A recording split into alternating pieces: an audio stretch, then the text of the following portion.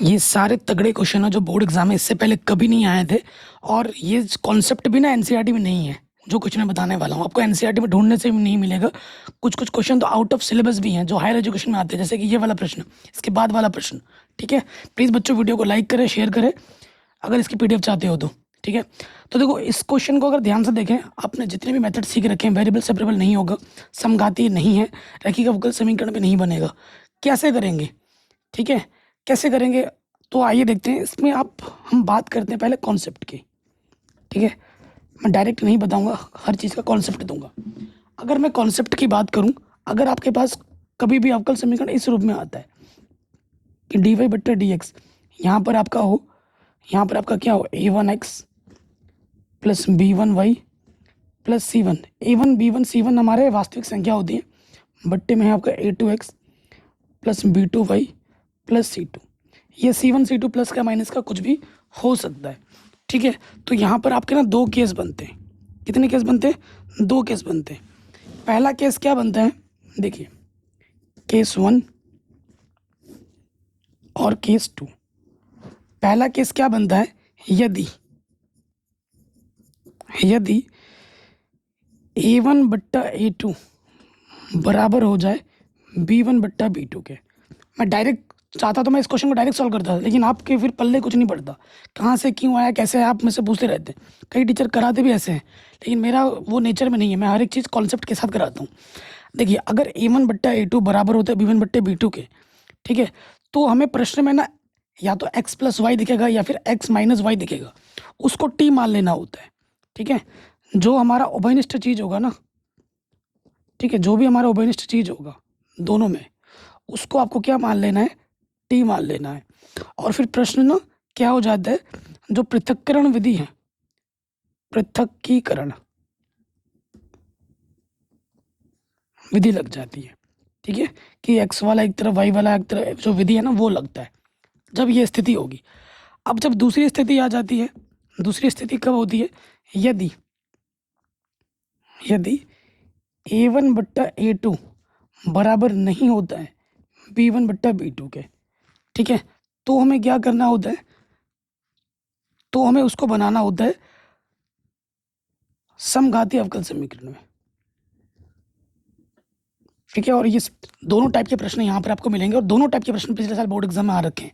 समघाती अवकल समीकरण बना के हल करना होता है।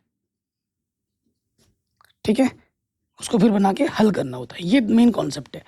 अब इस प्रश्न पे आ जाओ। ठीक है, हमारे प्रश्न में हम आ जाते हैं, दिया है,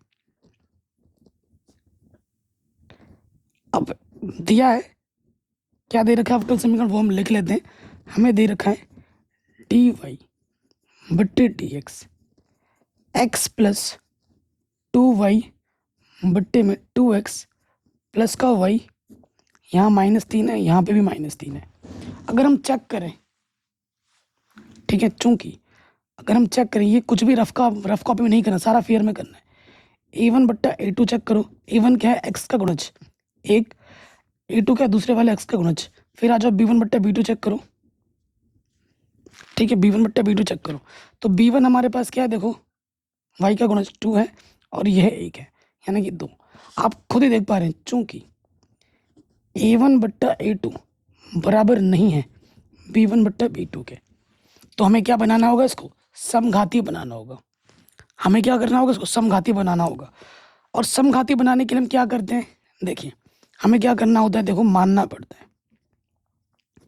ठीक है, स्मॉल एक्स को कैपिटल एक्स प्लस एच मानते हैं और स्मॉल वाई को कैपिटल वाई प्लस के मानते हैं। ठीक है, और इधर दोनों तरफ अवकलज करना है अपने को। अवकलज कर देंगे, डी एक्स बराबर हो जाएगा कैपिटल डी एक्स, एच हमारा कांस्टेंट है तो ये हो जाएगा 0। ठीक है, यानी कि डी एक्स आ जाएगा डी एक्स के बराबर। यहाँ पर मैंने क्या इसका अवकलज किया, कैपिटल एक्स के सापेक्ष दोनों तरफ अवकलज कर दिया। इधर हम क्या करेंगे, कैपिटल वाई के सापेक्ष दोनों तरफ अवकलज कर देंगे, तो यहाँ हो जाएगा डी वाई, ये हो जाएगा डी वाई, और के कांस्टेंट है, कांस्टेंट का अवकलज 0। कुल मिलाकर डी एक्स के बराबर होगा, डी वाई के बराबर हो गया। ठीक है, अब इन मानों को हमें उठाकर यहाँ पर रखना है। ठीक है, ये जो समीकरण में दे रखा है ना, इसको 1 मान लेते हैं और यहाँ रखना है। अतः समीकरण 1 से, अतः समीकरण 1 से, ठीक है, रख देंगे तो क्या हो जाएगा देखो, D Y, small D Y की जगह पे क्या आ जाएगा, कैपिटल डी वाई, और स्मॉल डी एक्स की जगह पे आ जाएगा कैपिटल डी एक्स। तगड़ा क्वेश्चन है भाई, एनसीईआरटी में तो है ही नहीं और ये एग्जाम में आ रखा है। अब नहीं सीखोगे तो फिर आपके एग्जाम में 8 नंबर कम हो जाएंगे। पिछले साल आया तो इस साल भी आ सकते हैं, है ना। और हमें क्या करना है, एक्स के जगह पे रखना है कैपिटल एक्स प्लस एच, और वाई के जगह पे रखना है कैपिटल वाई प्लस के। यहाँ पर है माइनस का 3। ध्यान से देखते रहना। नीचे हमारे पास क्या है, 2x, 2x के जगह पे रखना है x प्लस एच, वाई के जगह पे रखना है वाई प्लस के, और यहाँ पर भी है माइनस के 3। ठीक है, अब हमें क्या करना है, देखो ये हो जाएगा x प्लस के 2y, ठीक है ना, x प्लस के 2y, और ये हो जाएगा h प्लस का 2k माइनस के 3। इसको एक साथ रखना है। फिर देखो यहाँ पे हो जाएगा 2x 2x सिंगल y, ठीक है ना, और यहाँ आपका आ जाएगा 2h, और यहाँ पर है अपना k माइनस के 3। ठीक है, और इधर अपने पास क्या, dx बट्टे में dy। कोई दिक्कत यहाँ तक, कोई परेशानी यहाँ तक बच्चों बताइए। आराम आराम से कर रहा हूँ मैं, ज़्यादा फटाफट नहीं कर रहा हूँ, समझाते हुए चल रहा हूँ। अब हमें अगले पद में क्या करना होता है, इस वाले चीज़ को और इस वाले चीज़ को 0 मानना होता है। ठीक है, इसको समीकरण नंबर 2 मानते हैं। अब इसको 0 मानना होता है। यदि h प्लस 2k माइनस 3 को आप 0 मानोगे तो यहाँ से क्या हो जाएगा, h प्लस 2k माइनस का 3 इधर आके प्लस का 3 हो जाएगा।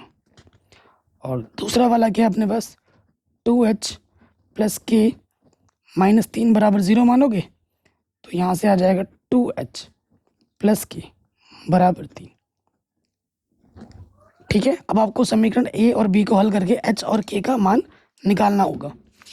ठीक है, क्योंकि आपको चाहिए होगा आगे चल के h और k के मान चाहिए होते हैं।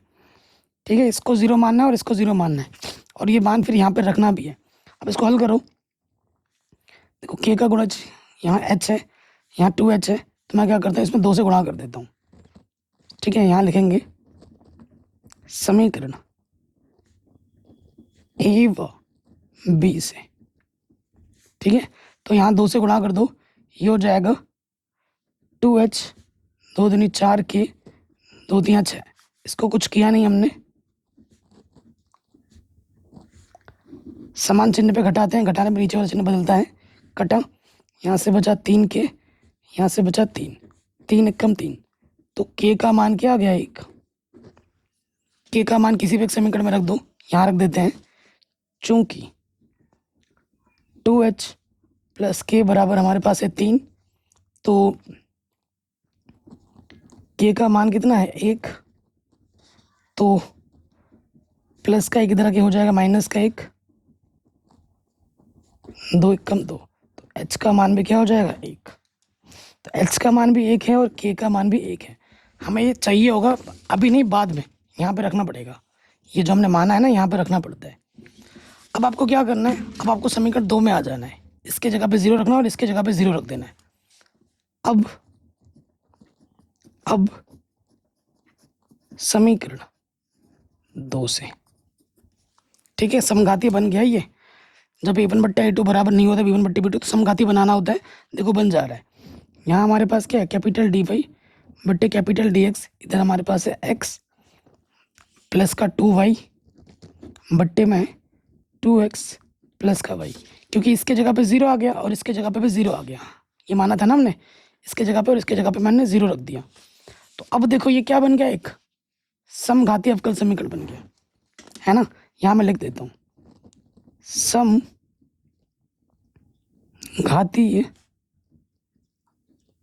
अवकल समीकरण। ठीक है, तो डी वाई बट्टा डी एक्स है, तो वाई मानना होता है, तो यहाँ जैसे पहले हल करते थे वैसे ही हल करना है। माना वाई बराबर वी एक्स, ठीक है, अवकलज कर देंगे एक्स के सापेक्ष, तो ये हो जाएगा डी वाई बट्टा D x, first into second लग जाएगा, पहला वाला वैसे के वैसे गुणे दूसरे का अवकलज 1 प्लस दूसरे का अवकलज वैसे के वैसे पहले का अवकलज दूसरा वाला वैसे के वैसे पहले का अवकलज टीवी बट्टे डी एक्स। ठीक है, अब इस मानों को उठाकर हमें यहाँ रखना है। ठीक है, यहाँ लिखेंगे वाई तथा टी वाई बट्टे डी एक्स का मान रखने पर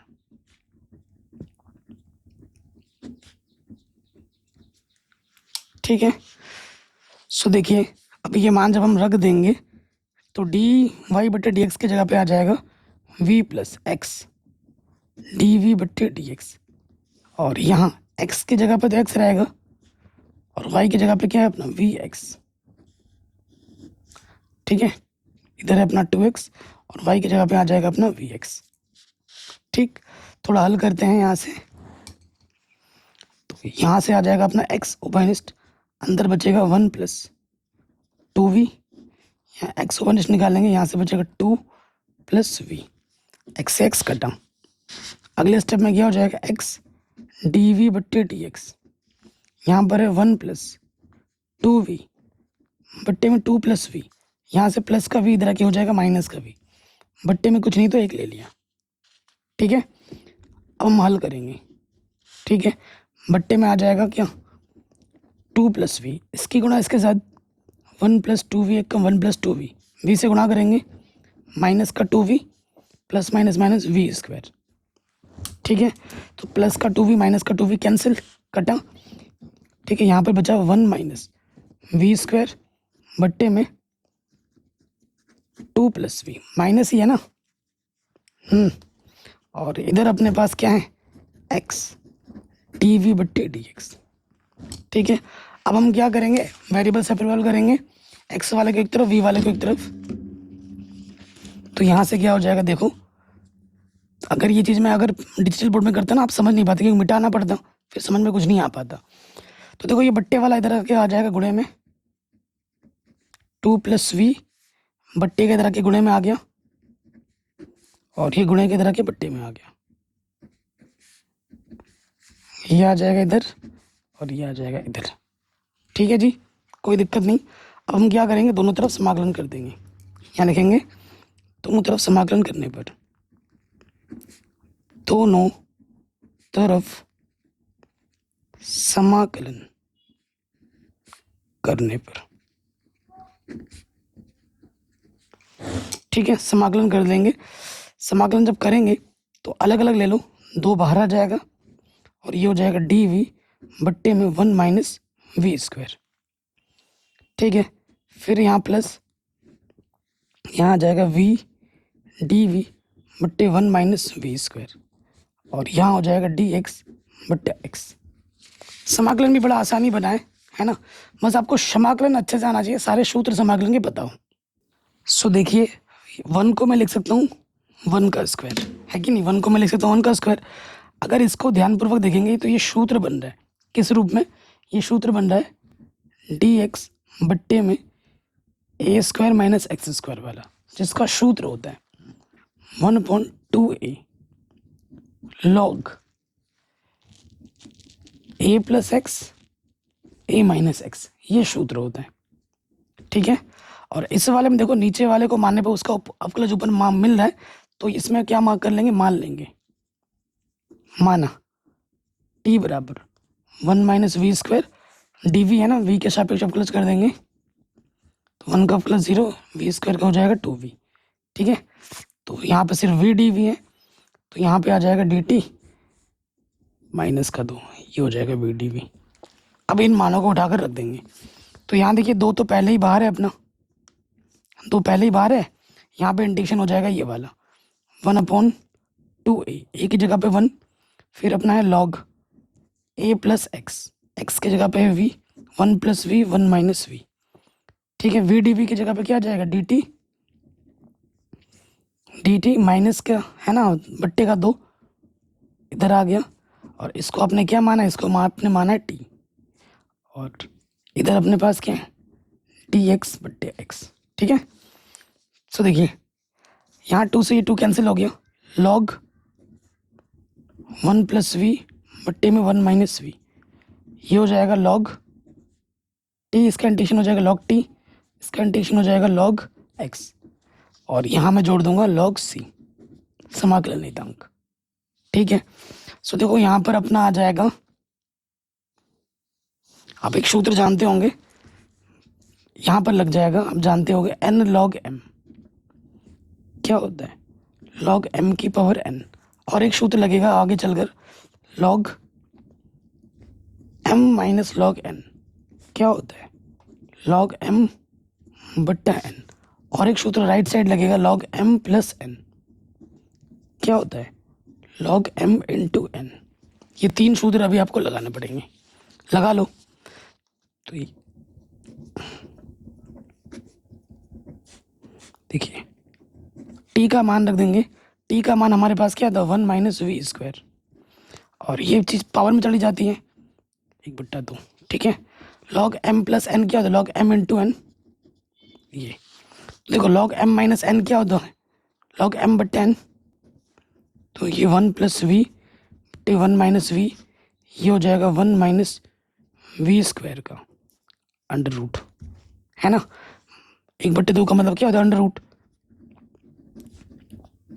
इधर भी लॉग है इधर भी लॉग है, लॉग से लॉग कटा, तो यहाँ पे आ जाएगा 1 plus V 1 minus V under root में 1 माइनस वी स्क्वायर, और यहाँ है एक्स सी। वी का मान हम रखना है, चूँकि हमने वाई बराबर क्या माना था वी एक्स, तो वी बराबर क्या होगा वाई अपॉन एक्स, तो रखो वी की जगह पे क्या आ जाएगा वाई अपॉन एक्स। बस हमें हमारा उत्तर मिल गया।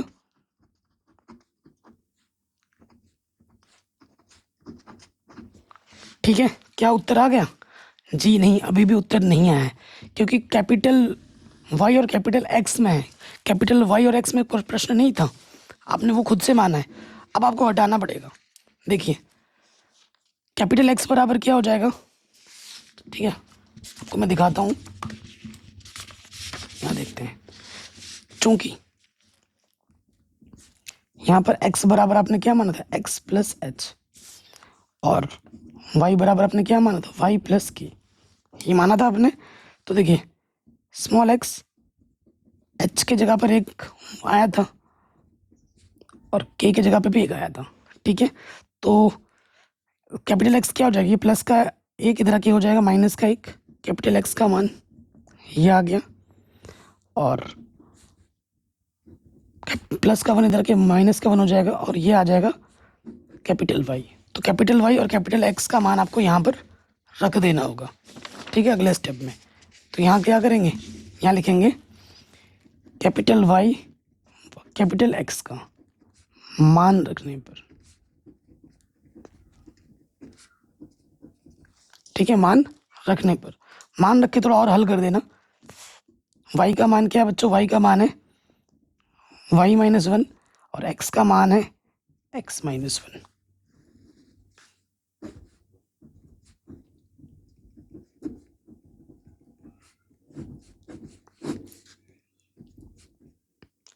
और ये हो जाएगा आपका वाई माइनस 1 का होल स्क्वायर एक्स माइनस 1 का होल स्क्वायर, और एक्स की जगह पे आ जाएगा एक्स माइनस 1 सी। ठीक है, ये हमें हमारा क्या मिल जाएगा व्यापक हल। थोड़ा और हल कर सकते हो, चाहो तो कर देना, आंसर यहीं पे छोड़ दो तो भी सही है, क्योंकि ज़्यादा कलाकारी करने जाओगे हो सकता है गलत हो जाए। ये आंसर बन गया। तो आप बताइए, आपने ये पढ़ा था कभी पहले, पढ़ा था? 100% श्योर हूँ मैं कि आपने नहीं पढ़ा था, बिल्कुल भी नहीं पढ़ा होगा। तो और ये क्वेश्चन पिछले साल पूछा गया है। मेरा मानना है कि मेरे जितने भी बच्चे हैं उन वो जब बोर्ड एग्जाम में बैठे हैं तो उनको लगे कि मैं सारा क्वेश्चन पढ़ के आया हूँ। ठीक है, ये पहले टाइप का क्वेश्चन है, मैंने कर दिया। अब दूसरे टाइप के क्वेश्चन पे आ जाते हैं। प्लीज़ बच्चों इसको ना एक बार रिवाइज करना है, आसान। ठीक है आसान, ये नहीं कि बहुत टफ है, ऐसा तो कुछ भी नहीं है आसान। अब देखिए ये क्वेश्चन पिछले साल बोर्ड एग्जाम पूछा गया है, और आपको पता है बोर्ड एग्जाम में क्वेश्चन रिपीट मोड में आते हैं, और एक क्वेश्चन कई बार आता है। इस वाले प्रश्न में भी आ जाओ, ये भी उसी फॉर्म में है, जो कॉन्सेप्ट मैंने आपको दिखाया था ना, इस रूप में है, ये भी इसी रूप में है ना ये। तो अब हमें यहाँ पर चेक करना होगा A1/A2 B1/B2 चेक करेंगे। चेक करो, यहाँ चेक करेंगे A1/A2 चेक करोगे, और फिर हम चेक करेंगे B1/B2। A1 क्या है, x का गुणज 1 और x ये है 2। फिर आ जाओ यहाँ पर y का गुणज है 1, यहाँ पर है 2, दोनों क्या है बराबर है, दोनों बराबर आ गए।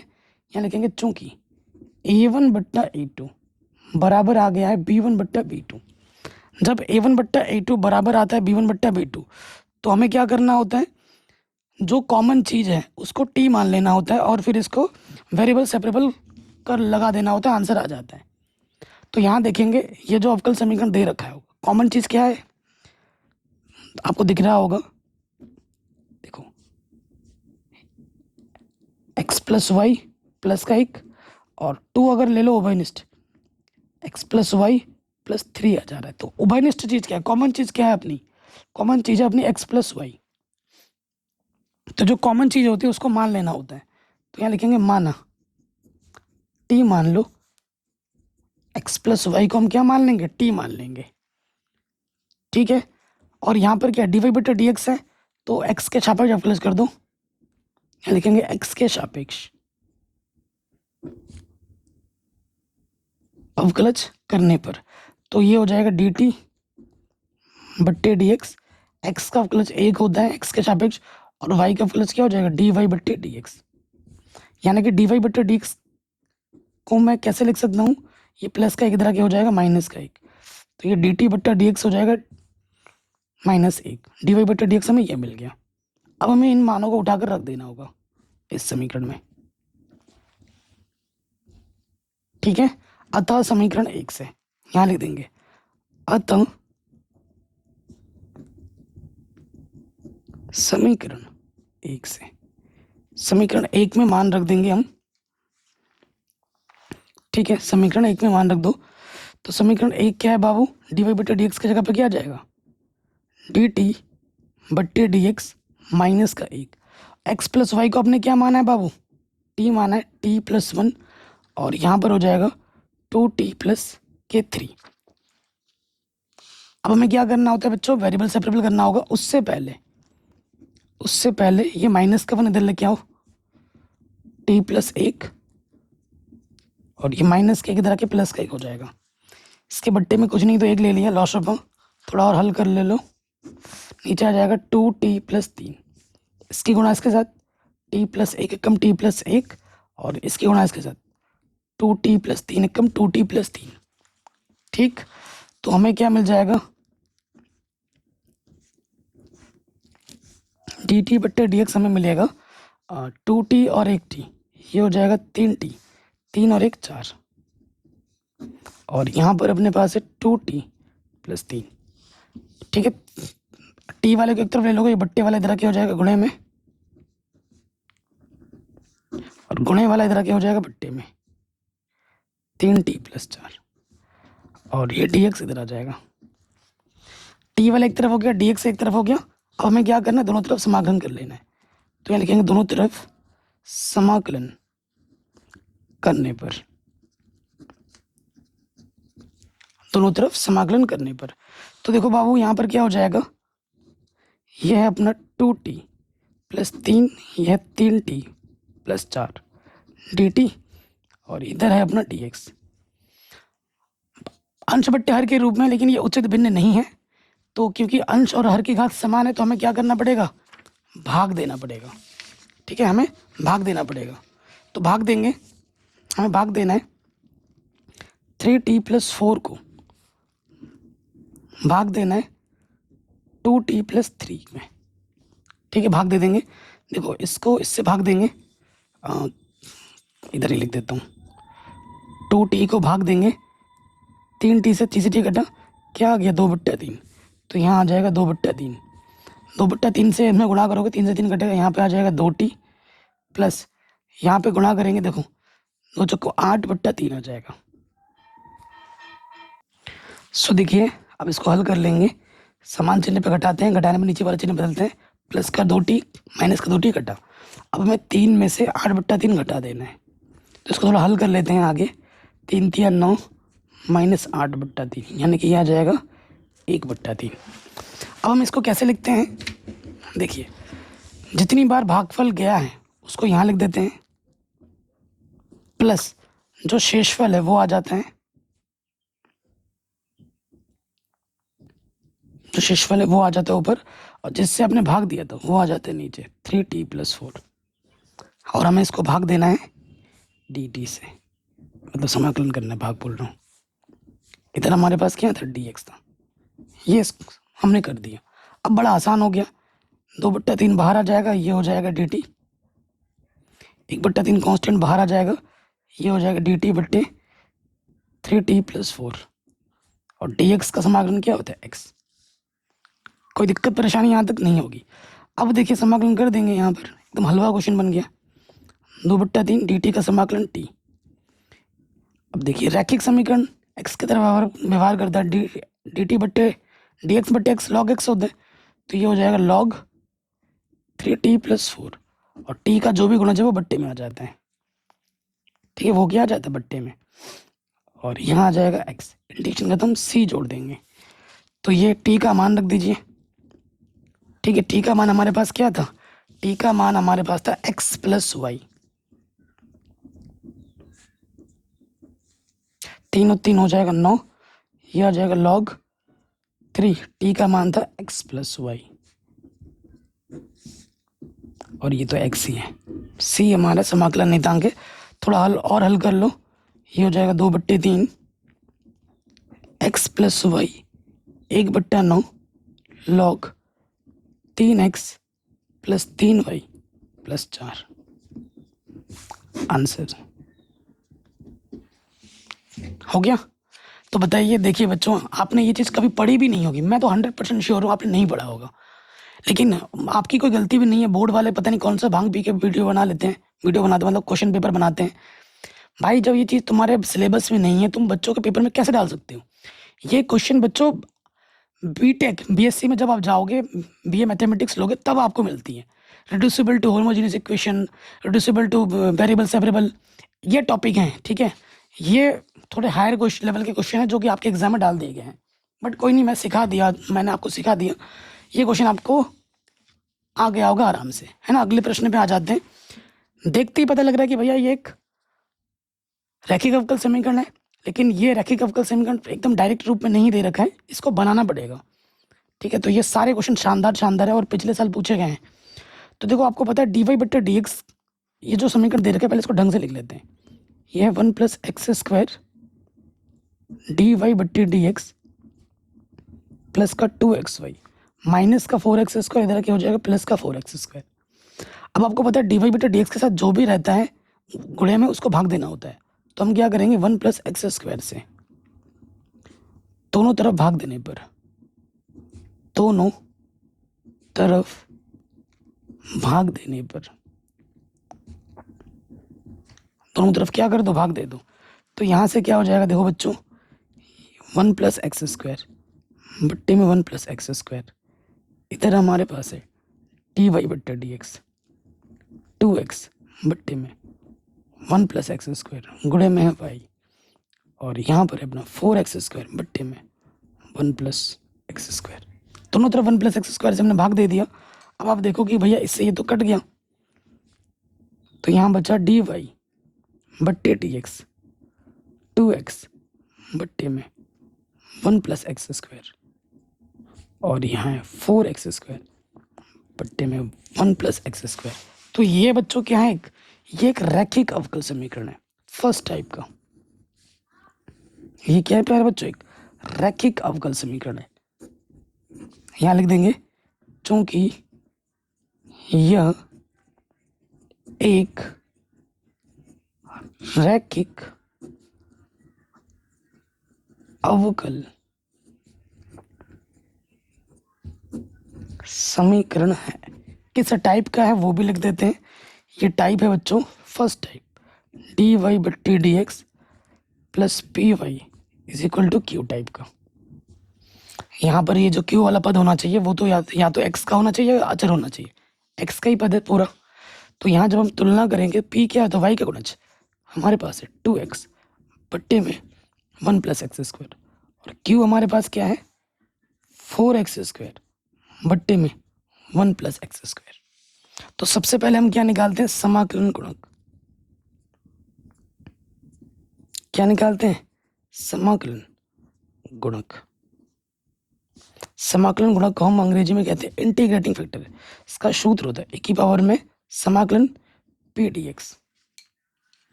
ठीक है, मान रखेंगे। सो 2x बट्टे में 1 प्लस एक्स स्क्वायर, पी का मान रख दिया। अब देखो नीचे वाला मानने से उसका अवकलज पूरा मिल रहा है, तो जब नीचे वाला मानने पे अवकलज पूरा मिलता है तो उसका समाकलन क्या होता है, नीचे वाला लॉग नीचे वाला। अगर नीचे वाला मानने पे ऊपर पूरा अवकलज दिख रहा है तो उसका समाकलन होता है लॉग जो माना है वो। और आप एक सूत्र जानते होंगे, कौन सा सूत्र जानते होंगे, कि भैया ए की पावर लॉग एक्स किसके बराबर होता है, एक्स के बराबर। तो यहाँ एक्स के स्थान पर क्या है, 1 प्लस एक्स स्क्वायर, इसलिए हमारा जो इंटीग्रेटिंग फैक्टर होगा वो हो जाएगा 1 प्लस एक्स स्क्वायर। कोई दिक्कत, कोई परेशानी यहाँ तक नहीं होगी। ठीक है, अब हमें क्या करना है, अवकल समीकरण का हल निकालना है। इसलिए अवकल समीकरण का हल, अवकल समीकरण का हल का सूत्र क्या होता है, y गुणा इंटीग्रेटिंग फैक्टर इंटीग्रेशन क्यों गुणा इंटीग्रेटिंग फैक्टर dx प्लस सी। आपको पता है मेरे बच्चों पूरी गणित पढ़ा रखी है, चैनल पर जाके आप देख सकते हैं, डिस्क्रिप्शन वगैरह चेक कर लेना, सारे लिंक्स डाल दूंगा। तो इंटीग्रेटिंग फैक्टर क्या है अपने पास, 1 प्लस एक्स स्क्वायर, क्यों हमारे पास क्या है बच्चों, 4x स्क्वायर बट्टे में 1 plus X square. Integrating factor क्या है, 1 plus X square dx plus C. तो आप देख पाएंगे कि 1 प्लस एक्स स्क्वायर से 1 प्लस एक्स स्क्वायर कट गया। क्वेश्चन एकदम ही आसान हो गया, हलवा हो गया, एकदम एकदम हलवा क्वेश्चन। ठीक है, अभी समाकलन के क्वेश्चन आएंगे तगड़े तगड़े वाले। तो यहाँ बचा 1 y गुणा 1 प्लस एक्स स्क्वायर, और यहाँ 4 कांस्टेंट बाहर आ गया, एक्स स्क्वायर dx प्लस सी। इंटीग्रेशन कर देंगे, x की पावर n वाला सूत्र लगेगा, जो पावर होती है उसमें पावर जुड़ जाती है और वही पावर नीचे आ जाती है, प्लस सी। तो हमें हमारा उत्तर मिलेगा y गुणे में ब्रैकेट के अंदर 1 प्लस एक्स स्क्वायर बराबर के उस तरफ 4x क्यूब बट्टे में 3 प्लस का सी।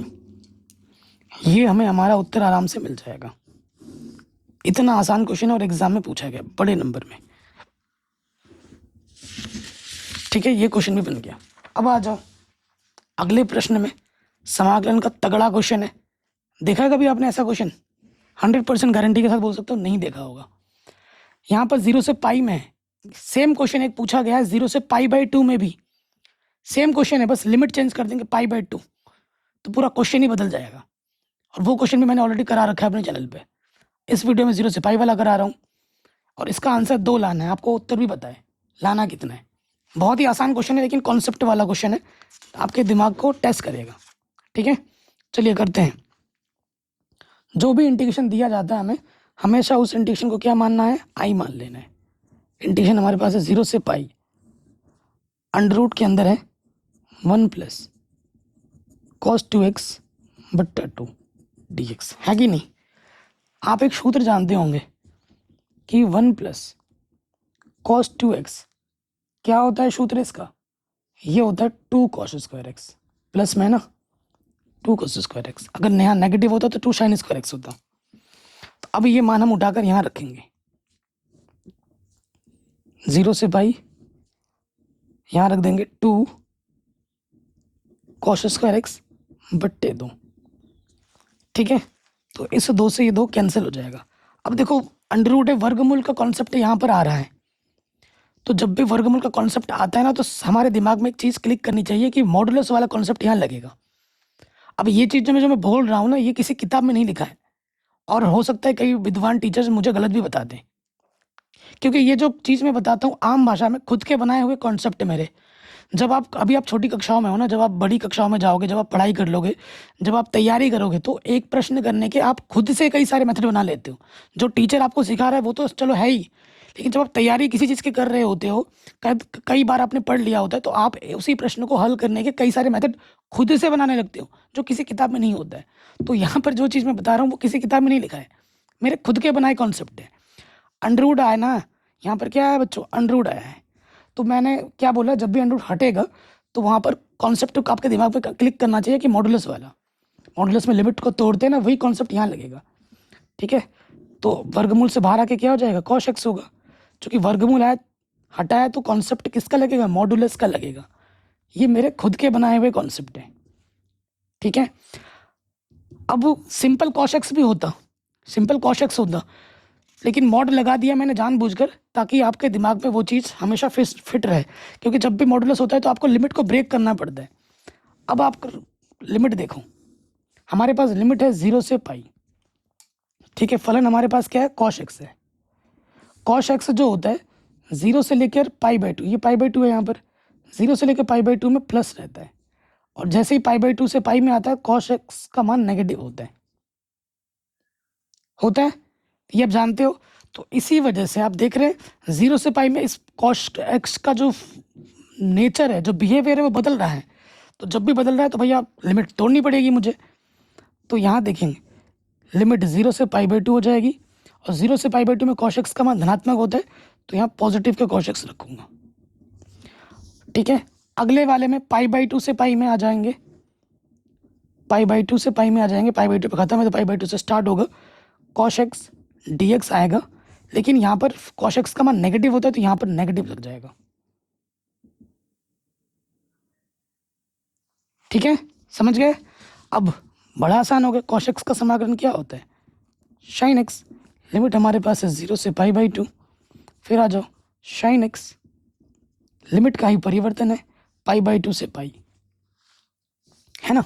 तो अब लिमिट रखेंगे, एक्स के जगह पर अपर लिमिट माइनस एक्स के जगह पर लोअर लिमिट, फिर देखिए साइन पाई माइनस के साइन π/2। सो देखिए साइन π/2 का मान क्या होता है, एक, साइन 0 का मान 0, साइन पाई का मान 0 होता है, साइन π/2 का मान 1। तो यहाँ से आ गया 1 माइनस माइनस प्लस, एक और एक 2, यही हमें लाना था। किसका उत्तर कितना आएगा, 2 आना था, 2 लाना था ना, 2 आ गया। ये क्वेश्चन 8 नंबर में पूछा गया और आज से पहले कभी नहीं आया था, और आपको पता है बोर्ड एग्जाम में क्वेश्चन रिपीट होते हैं, तो ये क्वेश्चन इस साल भी पक्का आएगा, ठीक है। तो ये क्वेश्चन भी हमारा बड़े आराम से बन गया। कहीं पे भी डाउट हो, दिक्कत हो, दुविधा हो, आप प्रश्न को एक बार दोबारा देख सकते हैं, ठीक है। अगले प्रश्न में आ जाते हैं, ये भी भाई बड़े नंबर पे पूछा गया है, ठीक है। इस प्रश्न को भी एग्जाम में ना बड़े नंबर पे पूछा गया है। चलिए इसको सॉल्व करते हैं। π/12 आपको उत्तर में लाना है, तो इंटीग्रेशन को मैंने क्या कर लिया, आई मान लिया। क्या इंटीग्रेशन में π/6, यहाँ पर है π/3 dx बट्टे में 1 प्लस अंडर रूट के अंदर है 10x। ये क्वेश्चन एग्जाम में बहुत बार रिपीट मोड में पूछा गया, बहुत बार। यहाँ पर लिमिट 0 से π/2 वाला क्वेश्चन भी एग्जाम में कई बार पूछा गया है, ठीक है। कोई दिक्कत परेशानी यहाँ पर नहीं होगी। तो मैं क्या करूँगा, इस फंक्शन फलन को ना चेंज कर दूंगा। पहले मैं क्या करूँगा, चेंज करूँगा, क्योंकि आप देखोगे कि बाकी कोई भी नियम कानून इसमें नहीं लग रहा है। तो मैं क्या करूँगा, 10x है ना, इसको मैं लिख सकता हूँ साइन एक्स बट्टे में कॉस एक्स लिख सकता हूँ। अच्छा, इसके बट्टे में कुछ नहीं तो 1 आ जाएगा, और π/6 से लिमिट है अपनी π/3, ऊपर है अपना dx। यहाँ देखिए, यहाँ क्या आ जाएगा, अंडर रूट कॉस एक्स आ जाएगा, है ना। लॉस होता अंडर रूट कॉस एक्स से कम अंडर रूट कॉस एक्स। अब इसकी गुणा इसके साथ, अंडर रूट कॉस एक्स से कम under root cos X plus under root sine X से कम अंडर रूट साइन एक्स। अब ये बट्टे वाला कहाँ आ जाता है बच्चों, ऊपर गुणे में आ जाता है। तो हमें हमारा इंटीग्रेशन कुछ इस प्रकार से मिल जाएगा। लिमिट हमारी है π/6 से π/3, ऊपर आ गया अपना अंडर रूट के कॉस एक्स, यहाँ पर है dx, नीचे है अपने पास अंडर रूट के कॉस एक्स प्लस में है अंडर रूट के साइन एक्स, ठीक है। तो आपको एक प्रॉपर्टी पता होगी, ठीक है। प्रॉपर्टी कौन सी पता होगी, कि भैया जब भी लिमिट 0 से ए तो नहीं है, यहाँ a से b में जाता है। ये एक्चुअली प्रॉपर्टी P3 है, ठीक है। तो ये क्या होता है, अगर फंक्शन x dx होता है तो हम क्या लगा सकते हैं, a से b function a plus B minus X dx, ये वाला नियम हम लगा सकते हैं। a की जगह पे ये है और b की जगह पे ये है, ठीक है। यानी कि π/6 और π/3 को जोड़ देना है, π/6 π/3 क्या करना है अपने को, ध्यान से देखिएगा। x में से क्या करना है, π/3 और π/6 को जोड़ना और उसमें से x घटा देना है। ये काम हर एक जगह करना है, ऊपर भी नीचे भी।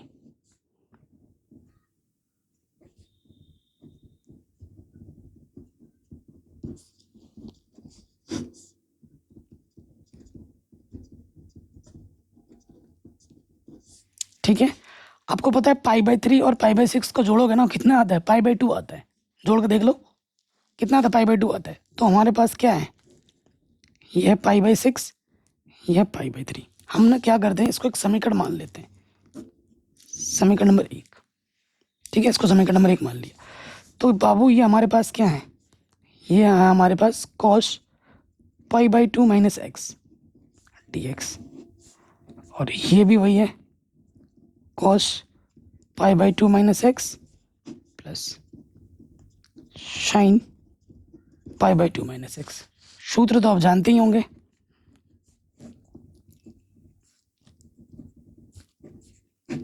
cos π/2 माइनस थीटा क्या होता है, साइन थीटा,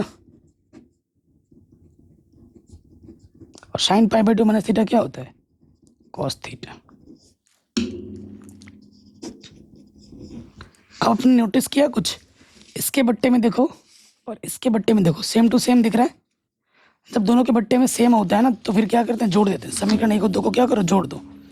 तो यहाँ लिखेंगे समीकरण 1 + 2। ठीक है, सो देखो इधर i है, इधर भी है, बाई तरफ i + i क्या हो जाएगा, 2i। दोनों में लिमिट सेम है, π/6 से π/3, दोनों के बट्टे में समान है। इसके बट्टे में क्या है बच्चों, इसके बट्टे में है √ sin x, दोनों के बट्टे में वही है √ sin x plus cos x। जब दोनों के बट्टे में समान, ऊपर वैसे का वैसा क्या होता है, जुड़ जाता है।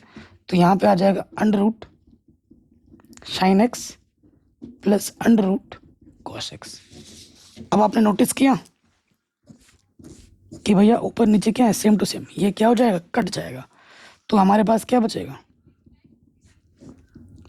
π/6 से π/3, यहाँ बचेगा सिर्फ dx।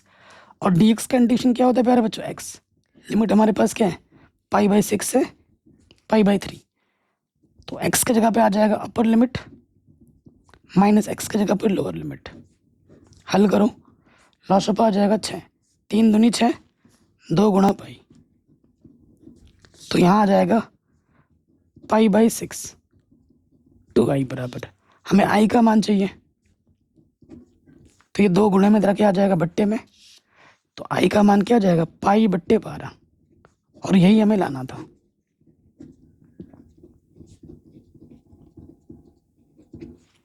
है ना, π/12 ही लाना था कि नहीं था, π/12 लाना था।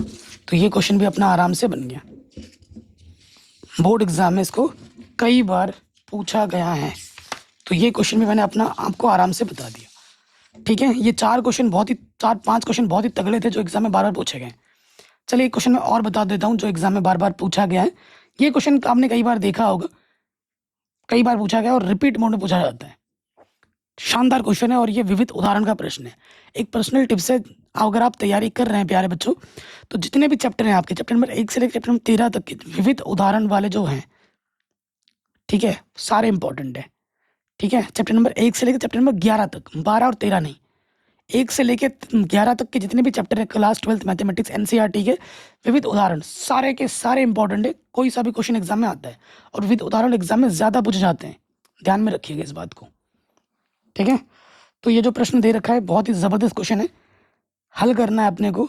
तो अगर आप देखोगे तो ये तो ना तो वेरिएबल सेपरेबल हो पाएगा, एक्स वाला एक तरफ वाई वाला एक तरफ नहीं हो पाएगा, समघातीय भी नहीं है, तो एक ही ऑप्शन बचता है रैखिक अवकल समीकरण। तो फर्स्ट टाइप का भी नहीं होगा, ये होगा सेकंड टाइप का। तो इस अवकल समीकरण को मैं कैसे लिख सकता हूँ, dx, ये बट्टे का इधर आके क्या हो जाएगा गुणे में, यहाँ हमारे पास क्या बचा, tan इनवर्स y माइनस का x, और ये जो गुणे में इधर आके क्या हो जाएगा बट्टे में। ठीक है, कैसे लिख सकता हूँ मैं इसको, dx बट्टा dy, अलग अलग बट्टे में ले लेता हूँ, tan इनवर्स y बट्टे में 1 + y² और x के बट्टे में आ जाएगा 1 + वाई स्क्वायर। सेकेंड टाइप का है रैखिक अवकल समीकरण, तो इधर बस वाई का पद होना चाहिए, एक्स का पद है तो उठा के इधर ले आओ। तो ये नेगेटिव का इधर आके हो जाएगा पॉजिटिव का।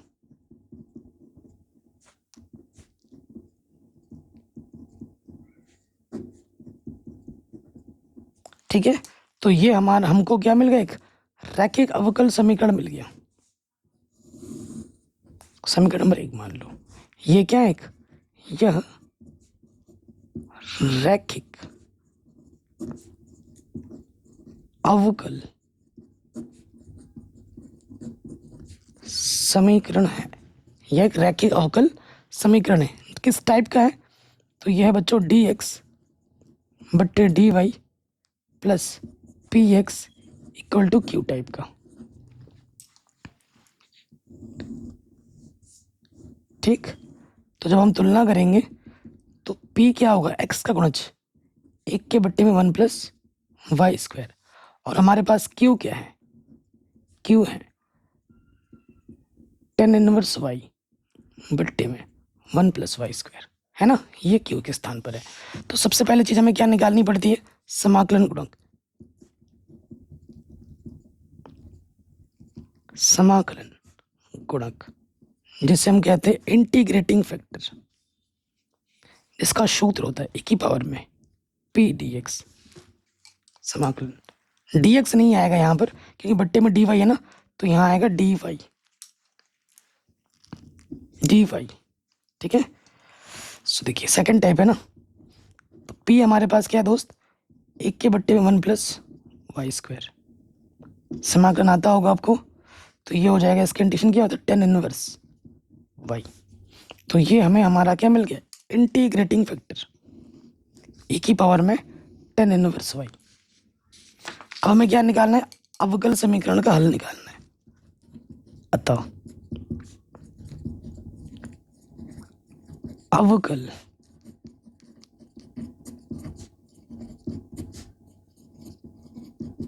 समीकरण का हल, सूत्र क्या होता है बच्चों, x गुणा इंटीग्रेटिंग फैक्टर q गुणा इंटीग्रेटिंग फैक्टर dy प्लस सी।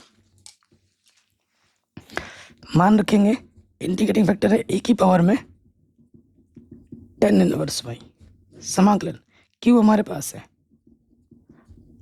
tan इनवर्स y बट्टे में 1 प्लस वाई स्क्वायर, और इंटीग्रेटिंग फैक्टर क्या है, e की पावर में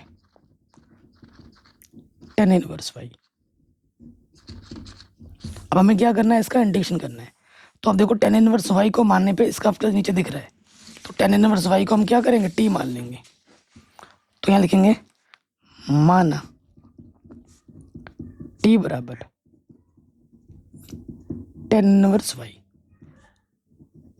y के सापेक्ष क्या कर लेंगे, अवकलज। तो यहां से क्या हो जाएगा, ये बट्टे के तरह के गुणे में आ जाएगा। ठीक है, अब इन सभी मानों को उठाकर हम यहाँ रखेंगे, इधर मत रख देना क्योंकि समाकलन कर रहे हैं हम इस तरफ, तो tan इनवर्स y का मान इधर t मत रख देना। ठीक है, इधर रखना है, समाकलन में रखना है। तो क्या हो जाएगा हमारे पास, x e की पावर में है tan inverse y, tan inverse y को हमने क्या माना है बच्चों, t माना है, t, ये हो जाएगा e की पावर t, और यहाँ पे क्या आ जाएगा, देखो बच्चों dy बट्टे 1 प्लस वाई स्क्वायर की जगह पे क्या जाएगा, dt, और यहाँ प्लस सी। अब हमें इसका समाकलन करना है, आइलेट वाला नियम लगाएंगे। तो ये फर्स्ट, ये हो जाएगा सेकंड, तो पहला वाला वैसे का वैसा, दूसरे का समाकलन माइनस, फिर क्या होगा, पहले वाले का अवकलज, दूसरे वाले का समाकलन, फिर पूरे का समाकलन। t e की पावर t का समाकलन e की पावर t होता है, t का अवकलज t के सापेक्ष 1 होता है, e की पावर t का समाकलन e की पावर t, बाहर से क्या है dt। तो देखो e की पावर t एकम e की पावर t हो जाएगा, और e की पावर t का समाकलन क्या होता है, मैं लिख देता हूँ e की पावर t, e की पावर t का समाकलन क्या होता है प्यारे बच्चों, e की पावर t का समाकलन e की पावर t होता है। तो e की पावर t ले लो उभयनिष्ठ, अब हम मान रख देंगे टी का।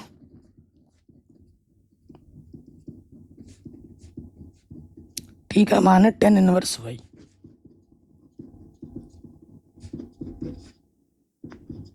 ये हमें हमारा व्यापक हल आराम से मिल जाएगा। ठीक है, यहीं पे छोड़ दो। चाहो तो टेन इनवर्स ई की पावर टेन इनवर्स वाई से दोनों तरफ भाग भी दे सकते हो, यहीं पे छोड़ देते हैं। तो आशा करता हूँ ये क्वेश्चन जो भी मैंने आपको बताए आपको समझ में ज़रूर आए होंगे। तगड़े क्वेश्चन है और एग्जाम में बार बार आते हैं।